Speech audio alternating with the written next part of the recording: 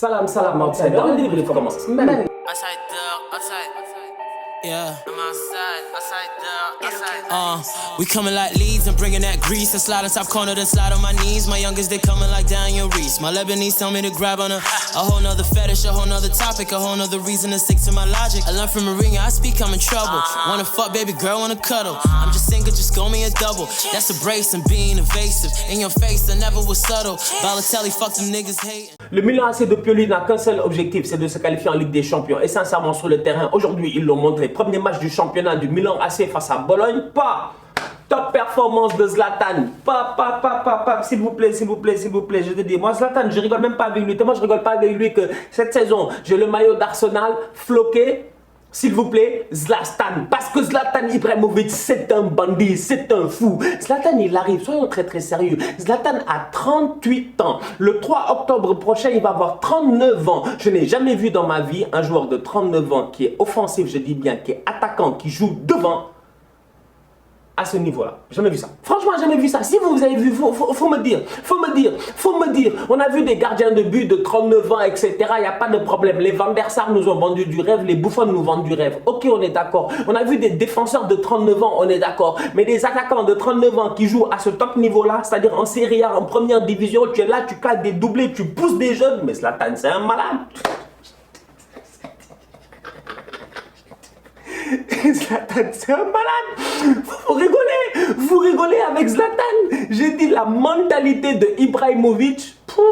Je suis choqué. Bref, le Milan, ils ont gagné 2-0. Sincèrement, premier match de la saison. Respect à eux. J'ai hâte de les voir pour le reste. Premier match du championnat pour Manchester City et les Citizens l'emportent 3-1 face à Wolverhampton. Le match n'a pas été simple, le match a été compliqué. Manchester City cet été, il n'y a même pas 3 semaines, voire 4 semaines, ils ont été éliminés par Lyon. C'est encore frais dans les têtes, on ne l'a pas encore oublié. Derrière, ils ont fait un petit recrutement. Nathan Ake a été recruté au niveau de Bournemouth, il est venu en défense centrale. Et aujourd'hui, tu te rends compte que Nathan Ake, peut-être que sur le long terme, il va leur faire du bien. D'autant plus que pour la première fois depuis des années, Pep Guardiola a aligné une vraie défense. Une vraie défense. Et quand je dis une vraie défense, c'est-à-dire que chaque joueur qui jouait dans cette défense-là jouait à son poste naturel. Kyle Walker, latéral droit, John Stones, défenseur central, Nathan Ake, défenseur central, et le vacancier, mon préféré, franchement, il m'avait manqué, Benjamin Mendy était de retour sur le côté gauche. Aujourd'hui, Manchester City est venu avec une défense régulière. Donc du coup, au milieu de terrain, facilement, il pouvait avoir le contrôle. Fernandinho et Rodri, les deux ensemble, ça a fonctionné. D'autant plus que Manchester City, on connaît leur football. C'est un football de possession de balle, c'est un football de circulation de balle. Et aujourd'hui, face à Wolverhampton en première mi-temps, ils ont fait circuler le ballon. Près de 80% de possession de ballon en première mi-temps, ça a été sensationnel. Les gars, ça bougeait sans aucun problème. Sincèrement, Phil Foden, tu le mets sur le côté droit. D'ailleurs, parenthèse, hier, je parlais de Ricky dans mon débrief du Barça, parce que j'en ai fait tellement que je me rappelle même plus de ce que j'ai dit. Mais je parlais de Ricky en disant que Ricky, mais on peut le garder dans cette équipe du Barça là, le faire jouer sur le côté droit. C'est des choses qui sont possibles. Un petit comme Phil Foden, c'est pas un petit qui a de la vitesse, c'est pas un petit qui est percutant, mais c'est un petit qui est intelligent et qui a une belle lecture de jeu. Aujourd'hui, c'est ce qu'a Ricky. Quand je vois Phil Foden côté droit, comment il s'est géré avec Kyle Walker aujourd'hui face à Wolverhampton, sachant que le boy, il pèse même pas 40 kilos tout mouillé, on aurait dit, comme je disais la dernière fois, Maxime Lopez. Sincèrement, j'ai envie de le respecter.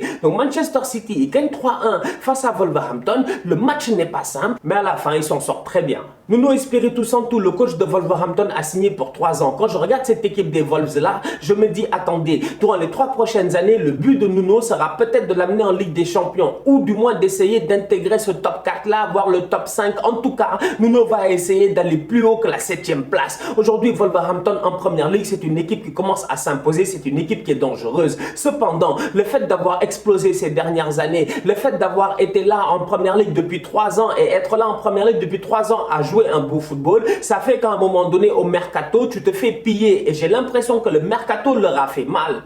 Parce que Matt Doherty, on peut parler jusqu'à demain, il est arrivé à Tottenham, il est titulaire sous José Mourinho. Mais il y a une raison pour laquelle Tottenham a claqué près de 45 millions sur le boy. C'est parce que le boy, il a été extraordinaire, je dis bien, avec cette équipe de Wolverhampton. Là, aujourd'hui, on s'en est rendu compte, l'impact de Matt Doherty.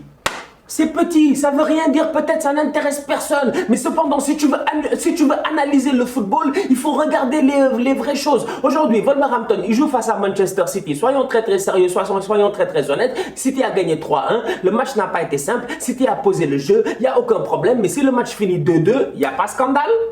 Il n'y a pas scandale, franchement, il n'y a pas scandale. Et pourquoi le match n'a pas fini 2-2? Tout simplement parce qu'aujourd'hui, comme j'ai dit, le mercato leur a fait mal. Quand tu vends Doherty à Tottenham, mais tu n'as plus de latéral droit, tu es obligé de faire quoi? De faire descendre, je dis bien, le boy Traoré. Mais Adama Traoré, avant qu'il soit dangereux, il faut qu'il soit devant.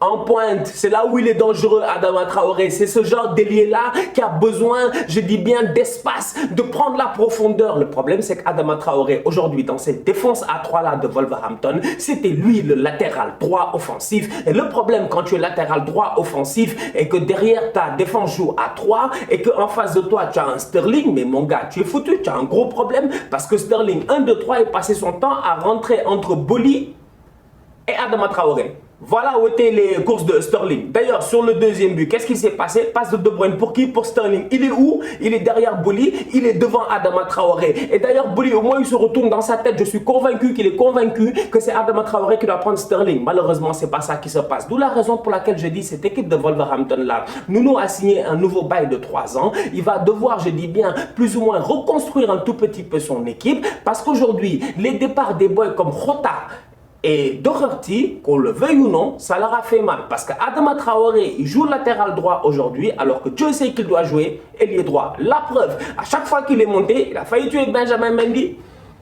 Ben Mendy aujourd'hui, il ne doit pas finir le match. Si tu as vu le match, tu sais que Ben Mendy, quand Adama Traoré il fait contrôle, il fait sombrero et il passe, et que Ben Mendy lui fait un petit croche-pied, c'est deuxième carton jaune. C'est carton rouge techniquement. Donc c'est pour dire l'impact d'un boy comme Adama Traoré. Donc sincèrement, Nuno, il a du pain sur la planche. Mais en toute honnêteté, rien n'a encore joué au niveau de Wolverhampton. Il y a moyen cette saison de faire une top saison. Kevin De Bruyne a commencé sa saison comme il a terminé la dernière, sans aucun problème. Le boy est venu, il a sorti une top performance, il a claqué son but, il a mis ses passes décisives. Bref, Kevin De Bruyne, sincèrement, grand match de sa part. À côté, j'ai aussi envie de saluer Gabriel Jesus parce que Kun Agüero, pour le moment, il n'est pas encore de retour, il est encore blessé, encore incertain et tout. Il va bientôt revenir. Mais à un moment donné, je l'ai dit en pré-saison, je l'ai dit avant le début de la saison, Gabriel Jesus, sincèrement, il faut lui donner sa chance. Jesus, il est arrivé en âge de pouvoir performer, il est arrivé en âge de pouvoir être titulaire, je dis bien, dans cette équipe-là de Manchester City. Jesus est un attaquant extrêmement mobile avec une bonne finition. Et en plus de ça, il a faim.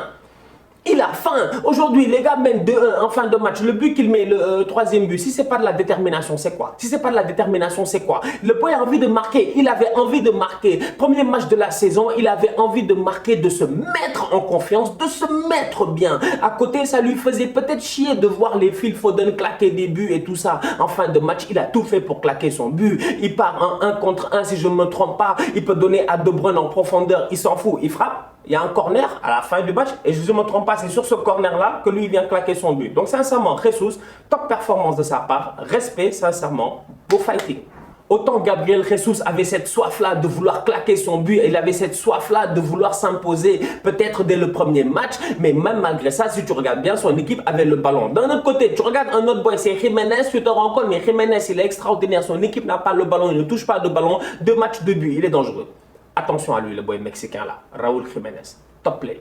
Voilà famille, on se capte très bientôt pour un nouveau débrief. D'ici là, on continue à liker, on continue à partager, on s'abonne, on est ensemble, tous outsiders.